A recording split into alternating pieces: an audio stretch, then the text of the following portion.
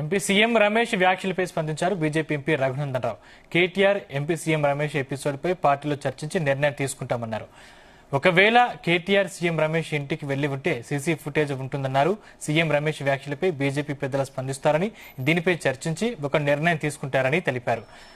రాజకీయాలను సిద్ధాంతపరంగా ఎదుర్కోవడం చేతకాక వ్యక్తిగత దూషణలకు దిగుతున్నారన్నారు. కేటీఆర్ గారు మొదటి నుంచి కూడా ఒక మాట బట్టగాల్చి బీజేపీ ఎంపీల మీద వేసేటువంటి ప్రయత్నాన్ని సెంట్రల్ యూనివర్సిటీ భూమిలో పంచాయతీ వచ్చినట్టు నుంచి మొదలుపెట్టింది. ఫస్ట్ రోజు మీడియా సమావేశం పెట్టి లాస్ట్కి వెళ్ళిపోయే ముందు ఏం చెప్పారు, ఒక బీజేపీ ఎంపీ దీని వెనకాల తెర వెనకాల ఎంత బాగోతుందని నడిపిండు, రేపు మీడియా ముందుకు వచ్చినప్పుడు చెప్తా అని చెప్పిపోయిండు. అనుమానాలు రేకెత్తించే లోపల బీజేపీ ఎంపీల శీలం మీద మట్టి చల్లిపోయిండు. రెండో రోజు 4 రోజుల తర్వాత మళ్ళీ వచ్చినప్పుడు కూడా మీడియా మిత్రులు అదే అడిగింది, ఎవరా బీజేపీ ఎంపీ, ఎవరు కంచెకచ్చపూలి భూములలో ఎవరు అన్యాయం చేస్తున్నారని రెండోసారి కూడా మీడియా మిత్రులు అడిగినప్పుడు ఆ రోజు కూడా కేటీఆర్ గారు మాట దాటేసుకుంటూనే పోయింది. ఏమన్నారు, మళ్ళీ చెప్తాను వచ్చినప్పుడు చెప్తా అని పోయినారు. ఆఖరికి మరి నిన్నేం జరిగిందో ఏందో నేను చూడలేదు, కానీ మీరే అంటున్నారు సీఎం రమేష్ గారు మాట్లాడినారని. డెఫినెట్గా వాటిని చూసిన తర్వాత మా పార్టీ అధిష్టానం పెద్దలందరూ స్పందిస్తారు.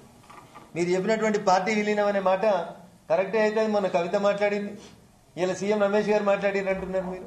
అది పార్టీ పెద్దలు దాని మీద స్పందిస్తారు, అప్రాప్రియేట్ ఫోరం మీద ఖచ్చితంగా దాని మీద నిర్ణయం తీసుకోవడం జరుగుతుంది.